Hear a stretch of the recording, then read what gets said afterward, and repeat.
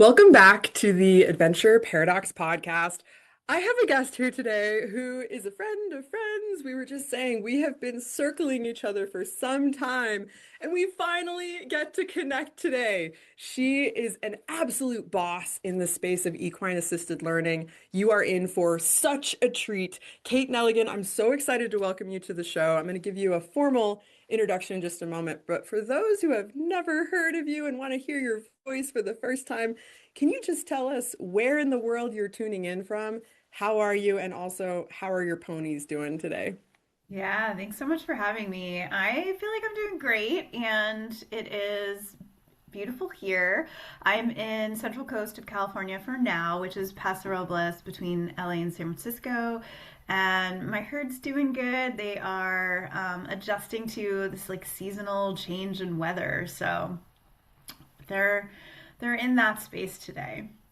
Totally. And we're kind of in that transitional period. This recording is taking place in early March, so we are moving into this next season, and the shed is coming, and we definitely feel it if we're horse workers with our animals. But for those who don't know, Kate Nelligan is an equine partnered coach, animal communicator, and healer, motivational speaker, TEDx presenter, and best-selling co-author. She is the creator of the Awakening with Equine certification program and Horse Wisdom Card deck. I can't wait to talk to you about that in a moment.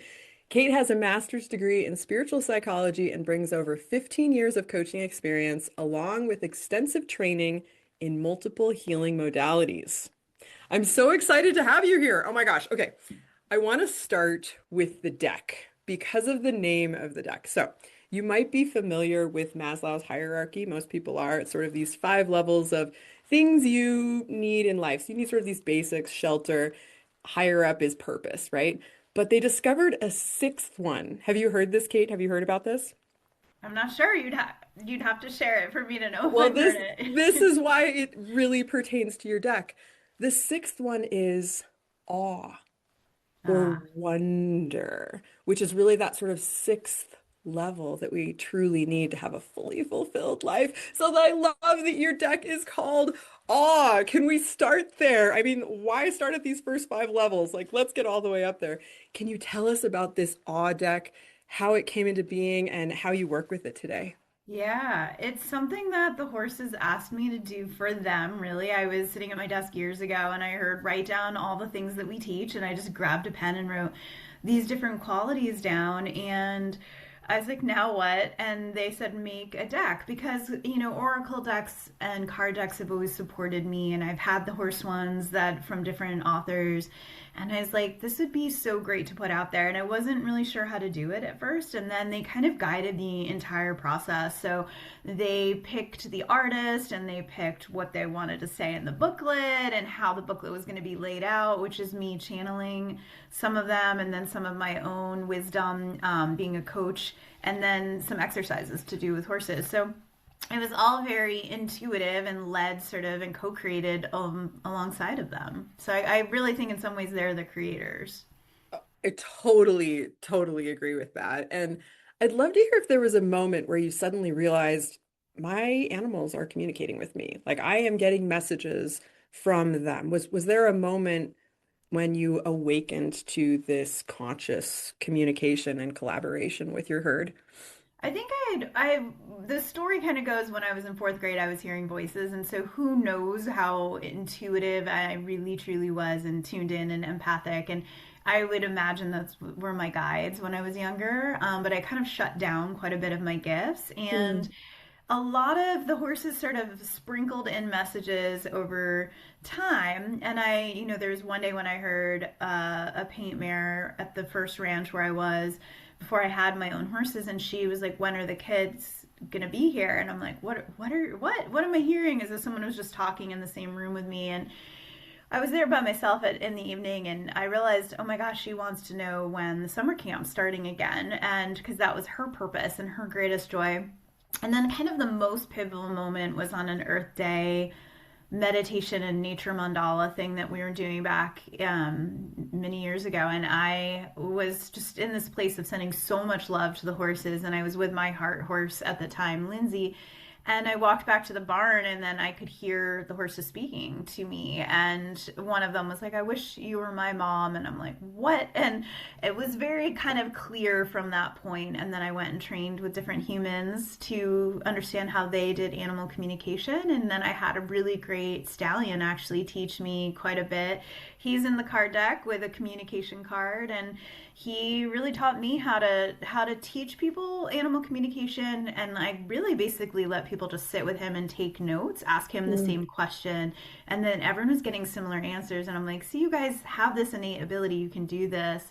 But he was really clear. He was a very clear broadcast channel, so it wasn't ever fuzzy. When you tuned into that channel, you could just get him online pretty fast. So he was my second mentor's horse, really powerful Arabian that actually Kim McElroy has painted in her work. So there's like she's been another podcast guest, and yeah, she's painted him in a couple of her art pieces. So Oh, yeah. Shout out to Kim McElroy because our listeners know and love her. And if you missed her interview last year, it was one of the top 10 interviews of 2025. So you will want to check it out. It was actually her second time coming on guesting with us, and huge fan. I think Kim is the one who first kind of introduced us, but yeah. there have been lots of introductions. I saw you recently sharing, I think on like a Facebook feed, and I loved your comment like I need to connect with you and then realized, oh yeah, I've been like trying to connect with you for a while. And so I'm so grateful we're finally connecting. I love hearing about this stallion and hearing about that clear channel. And I want to talk a little bit more about the animals. But first, you mentioned that you studied with lots of different teachers. Who are the most influential voices for you personally as you opened up to this work? I mean, it definitely is still the animals, honestly. I the other day was like, "Gosh, I really want to hire a business coach." And I hear my own intuition and guides say, "What about Phoenix?" And I'm like, "Oh, right." And that's my mare. And I go out and I sit with her, and I'm like, "What do you got on this? Or what do you have on this?" And she'll flat out tell me what to say, what to do. And then we work on things together. And so it's been really, I have always gone back to the horse. I try to Mm. like teach my folks to go back to them as well. And I think that, I mean, there's so many people I've studied over the years that I find to be really helpful in terms of tapping into to intuition. I personally feel like a lot of mine came online in a very grounded, clear way through this process in my master's program in spiritual psychology. And Ron and Mary Holnick, who have a book, Loyalty to Your Soul, and created University of Santa Monica in this master's program, they talked a lot about getting in touch with our intuitive counselor, and they come from a therapy, their therapist and that background, but it's really having this inner voice. So we had to do tons of journaling on talking to our inner voice and to our intuition. And that's really where I developed a lot of that relationship. So I like to go first and foremost to the animals and my higher self. And then if I'm like a little bit stuck or not clear, I will often bring in some. If I work with a healer or coach, I really need them to have like a strong sense of intuition, because recently it was like an Akashic record session, and I'm like, "Oh, this is actually like exactly what I was feeling," but I needed to hear it like through another human voice that was able to confirm some of the specifics on certain situations, right? So it's a process of like where we can really start to learn to trust ourselves the most rather than going outside of ourselves. And that I'm still in that process, because it's easier sometimes to just go to another human and get an answer, but we're really meant to go more within. So So, on a recent talk that I did, something that came through is maybe instead of turning to AI for answers, we should turn to HI, horse intelligence. And to me, a bit of what you're talking about, we can have a lot of noise. We have so many humans with so many ideas that we can put into print, right? And to really come and hear, wait, what's my own truth? What's my own voice? And similarly, my animals support me in hearing myself and what I refer to as God or like a higher power coming through. And I'd love to hear what it's like for you, because then when we get into the space of coaching and supporting another human to find their voice and they might get to that place of maybe a little bit of hero worship or putting you on a pedestal as a Right. coach. What's your experience been like as you are turning to the next person in line and guiding them back to find their own voice? Yeah, I think that there's so much in this, right? There's our voice, which is so much, in my opinion, like this throat chakra, and we have so much stuck in that space from either the witch wound or, not being able to speak our truth as kids to our parents or even in schools. And certainly women have a lot of layers on it as well. And we're all kind of going through this freedom of speech energy right now Mm, collectively too. So there's that piece on the finding our voice, and then there's the piece on the finding the intuition, and they're connected, right? Because the intuition needs to come through in a voice. So whether it's writing, I will often do voice memos to myself, and bring information in that way. Writing is, as I mentioned, a great way to do it. Doing video, podcasts, all the ways in which we can like connect the two dots between the, like, in some ways, like the third eye and the throat. So it's important, I think, to develop self-trust through mm, consistency of like, oh yeah, I am hearing this. And I always think that the intuitive voice is practical, right? And it's for our highest good. It's really mhm. here to help us. So for me, when I'm working with people, it's like if it feels like fear or if it feels negative or it feels wonky, then it's not your intuition, right? It really is potentially like an unhealthy ancestor or just a script that you've picked up, a limiting belief. So it's learning discernment and then practicing consistency and building that self-trust for both like the intuition and the voice. And I do see them as a little separate. Totally. That's a great answer and really, really resonates with me. And I think it'll really resonate with our audience too. And you touched on something, hearing a voice that maybe isn't really your guide working in your favor, but maybe an ancestor, an old energy or something that you need to unhook from. And before we started recording, you mentioned that the mother wound is something that you really like to tap into. Could you share more about your experience of that and how you speak on it to serve others? Yeah, it's interesting. It's not something I ever thought I would be doing in this lifetime, but when I look back, it all makes so much sense for a couple reasons. So I found that I started working on the mother wound at a ranch in Colorado called the Mother Ranch, which the woman who owned it is a friend, and she named it that very intuitively. It came to her. And I was finding that everyone coming was wanting the same thing. They were either working on being a mother themselves and a parent, and what they were going through in that journey with their own self care, self love, but also taking care of another. And or they were working with their own wounding from their own mother and their own childhood. And the mother and the father obviously are two biggest pivotal relationships if we have both, or if that's our family makeup, right? And obviously some people have two fathers and whatnot, but like that's the training that we get. And so a lot of it can get very stuck. And then we have to unwind some of these stories and belief systems and programs. And so I love emotion code, which I go to, and access consciousness clearing statements to clear up a lot of this stuff that gets passed down that we just don't need to believe anymore. Like lately I've had people come that have a lot of harsh critic, and it's Mm, internalized from mom, which, mom was the harsh critic. And it's like, okay, so how are we reparenting ourselves now? And how are we working with a mother wound to adjust, like really honoring and knowing that that's there and that's real, but that we don't need to keep walking around with the wounding. Like we have to be willing at some point to let it go, to heal it, to do self-forgiveness, forgiveness of others, and to come to different higher perspectives around it. So I've loved to help people really connect to Earth as the original mother, because it is, and then also to let the horses love and fill their heart cups up completely, so that they realize, like, you're worthy of love just by existing. And if you didn't get that from a parent, that doesn't mean that you're not worthy of love, right? And so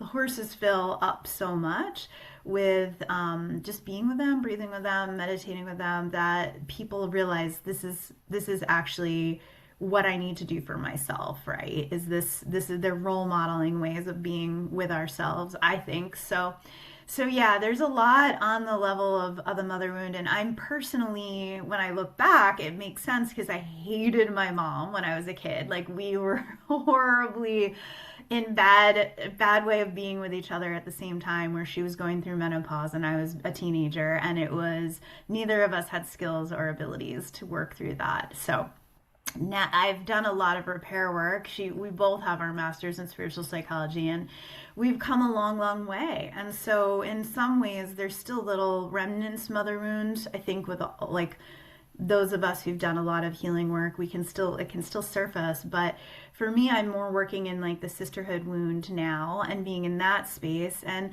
I think we get to kind of look at these when, we get to a point where we're ready to. And the cool thing lately is I've been finding people come to me who their parent is they're about to pass. They're in their last chapter. They're in that late stage, and they don't want to carry this stuff with them anymore. They almost want to do this conscious completion of healing work before their parent passes.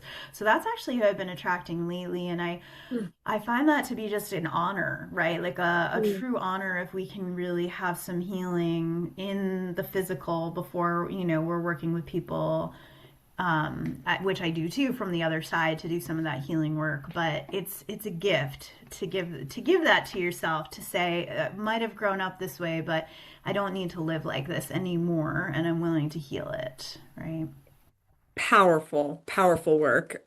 We had a gal on the show recently who's a researcher on daughtering, which is something I'd never really thought of, but specifically what's some of the cultural programming we have around being a good daughter, all of this stuff, especially in the chapter you're referring to of end of days, right? How do I show up? How don't I show up? Can I release? Can I, am I taking care of myself? Am I overgiving? All of that. Very, very, very interesting. And I remember years ago, I don't know who coined it, but they were running a retreat called Healing the Mother-Daughter Wound. It was like the first time someone had just said it in a way that hit me between the eyes, where I was like, oh, yeah. That's what it is. Like I've been kind of tiptoeing around it, healing some of the things we get from our parents, and then it was suddenly like, hey, guess what? This is the thing. We could heal it. We could work on it specifically. There are ways to work through it. And more recently, also for me, is the sisterhood wound. Are you comfortable sharing some of your practices on that? It's so funny because I just wrote a sister friend the other day and was like, "What are your practices?" And we're all Mm. like, "We need more in this Yeah, space." yeah. And there's not a ton. There's a lot more out in the motherhood wound. What she said to me, I again, I work with my intuition, so I felt like I had to reach out to her. She's another horse girl, and I find that there's a lot we see in the horse world around the sisterhood wound too, and this competitive and comparing energy. And so I reached out to her, and then she's like, I don't remember some of my resources, but I just feel like it's connected to the witch wound. And as soon as she said it, I was like, oh, and I was like, oh yeah, that's actually Yeah. some of the work. And I became, so the reason I do love working with other people is we hear things, right? If everyone's the voice of God to a certain degree, right? Like we can hear things through different messages. And so for me, I was like, oh, this immediately had like a realization that a sister had betrayed me in the witch trials and turned me in, or like wasn't supporting me and was doing very similar work but was not supporting me. And and so this whole like this betrayal energy, which is up for me right now in part of my life path, if you look at my astrology, to like heal some of the betrayal stuff and to heal um the jealousy, because we can both have jealousy projected at us and we have to clear it, or we can feel our own jealousy.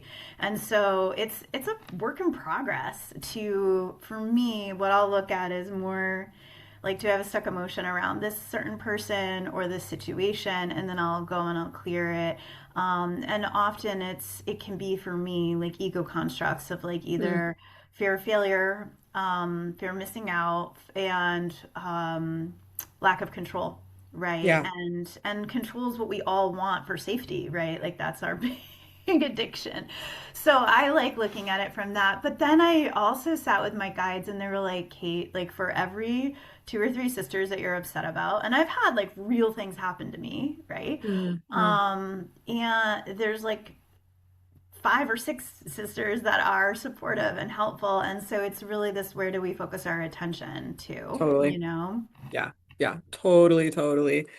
You just said something about control, right? And safety. And one of my favorite quotes is that we manifest at the speed of safety. And I thought, yeah, this is so true, especially in the horse world. If you've worked with a horse and they step into that fear, right? And you recognize, oh, we're working through something. We're probably not going to move forward until they feel safe. Or coming back to some of the control pieces, there are certain ways, some of them kind of harsh, right? That paradox historically of getting a horse to move forward, right?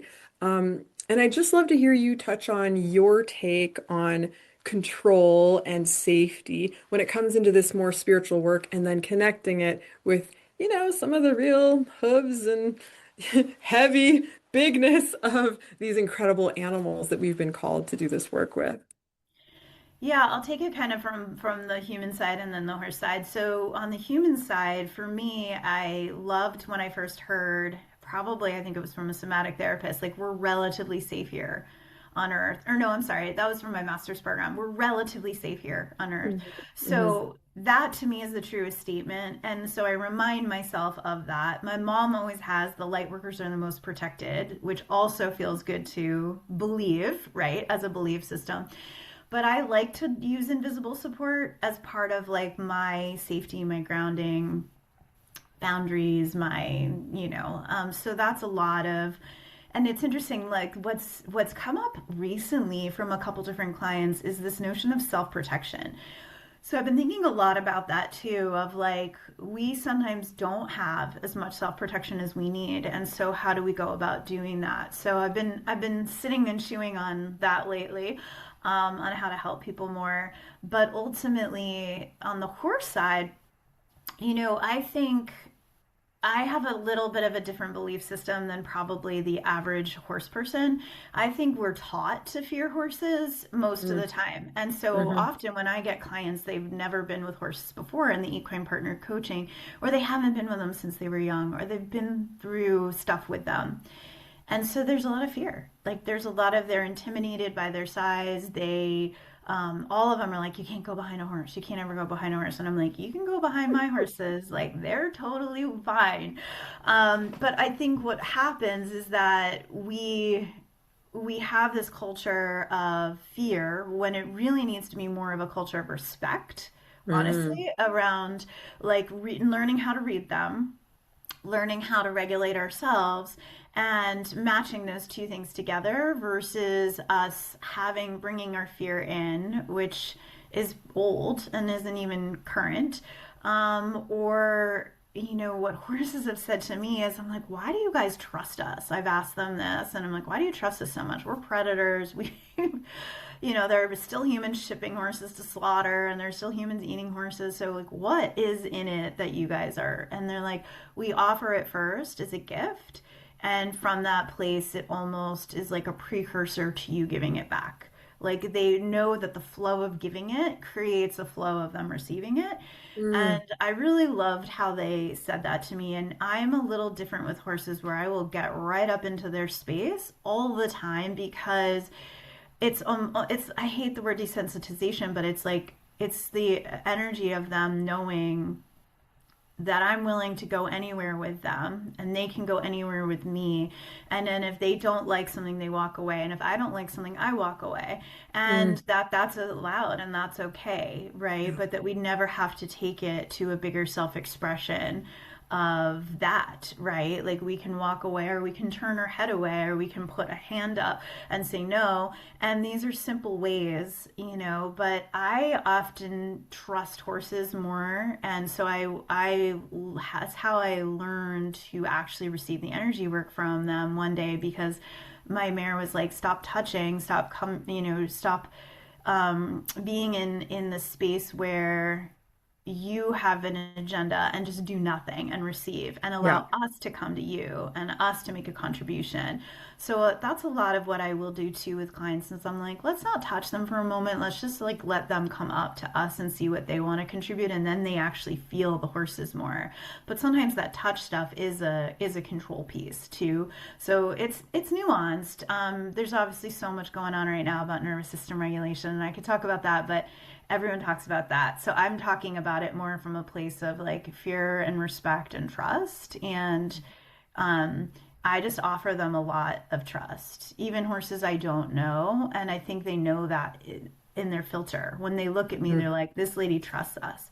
And so because I offer it so much to them on such a big level, I get so much out of them so much faster than I watch other people that maybe don't bring that win in with them. And I work with a lot of horses I've never met before, and I'm still aware and reading them, but I want them to know, like, I love you and I'm here just for that. So it helps. It really helps start the conversation. And I'm Totally. trying to apply that to humans. I'm not 100% there yet with humans because I can be a little more guarded with humans at Mm, first. So, mm. so I'm working on that piece, translating it over.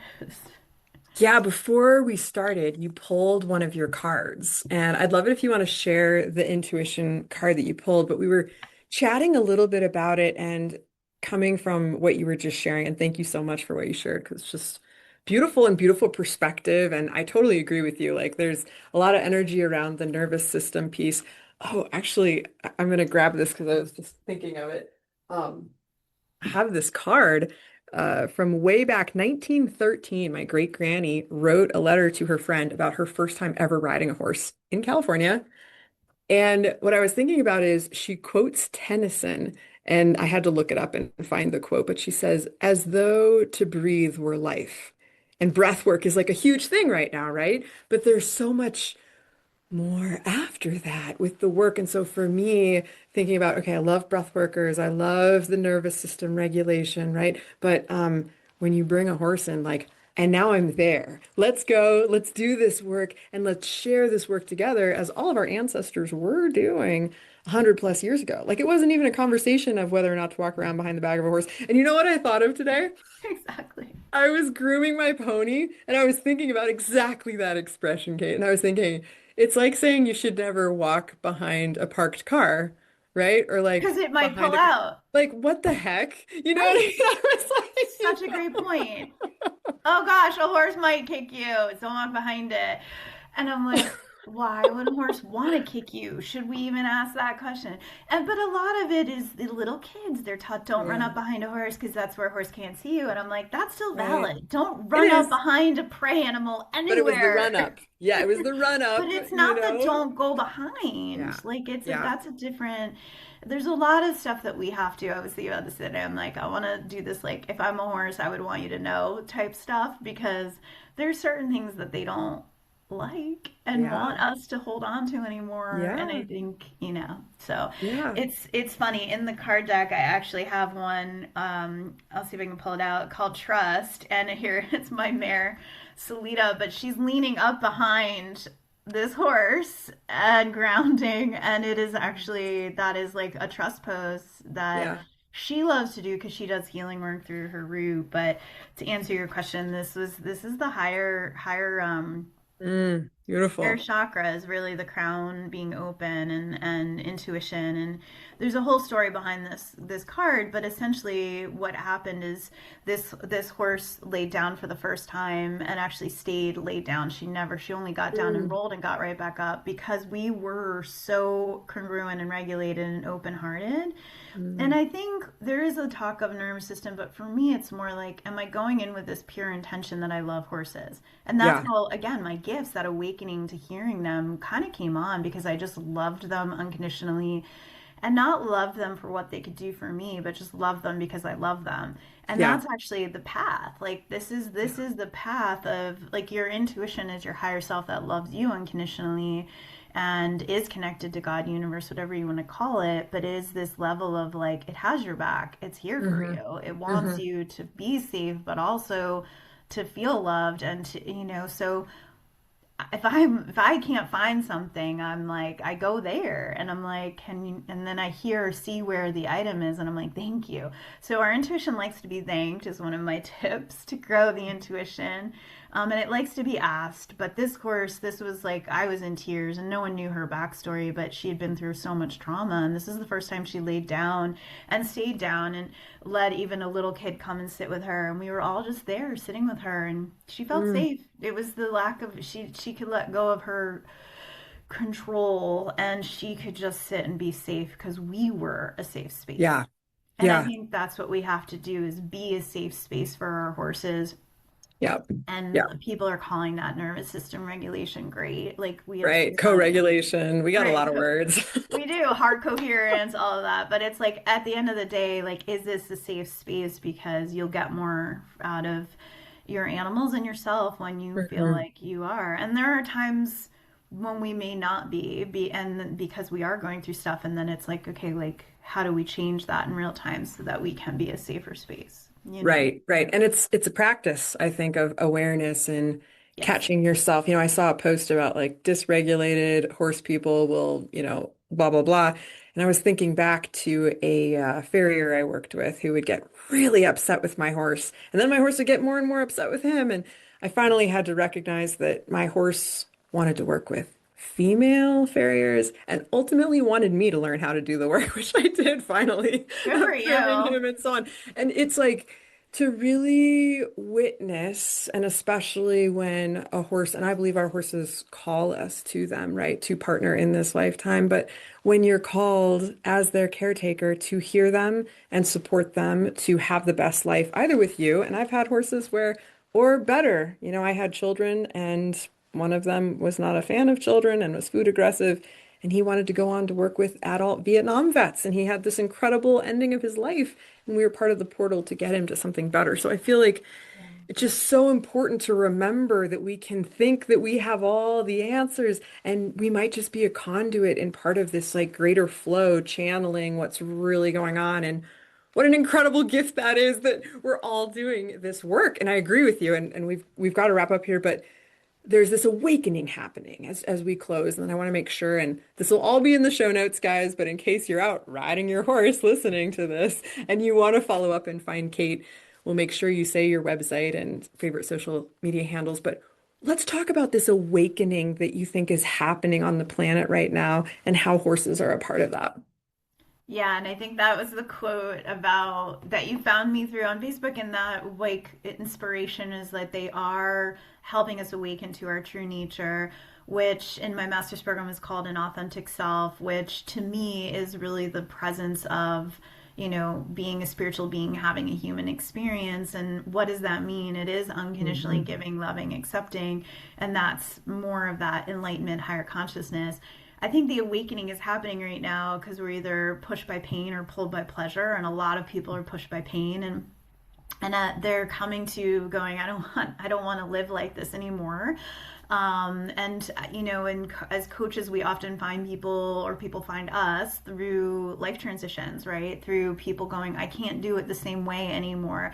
And to Yeah. me, a transition is an awakening portal. It's a time when you can learn new ways of being that support you as you move forward, because what's gotten you here won't get you there, right? Right, And the right. horses are the role models. The horses are the way, in my opinion, to show us, like, hey, this is a way of being that might work for you as you move forward, Totally. And the horses are in their own awakening journey too. They are Yeah. learning their own set of experiences. I have a horse that's really here to learn patience, and another horse that's here to learn relationship and boundaries, and I love watching them learn too. So Mm-hmm.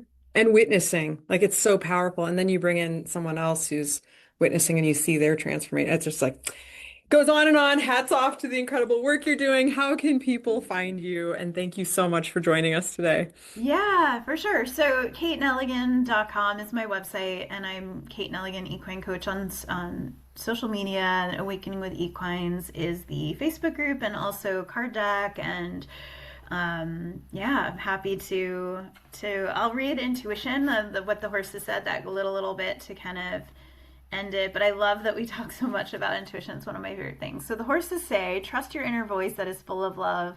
It can guide you to clarity and more love. You are wiser than you think, and all the answers and power are within. We can help you grow this. Yay! So Love it. that's that with them. Awesome. Thank you so much, Kate. For those who love this conversation, remember we have the Spiritual Horse Seekers Summit coming with 10 of the top minds in the industry in April. We hope to see you there. If you loved this conversation, follow Kate's work. You are definitely going to want to share it, maybe with a sister, maybe with a mother, maybe with a friend. Pass it along and leave us a review. And until next time, adventure on. Thanks so much, Kate.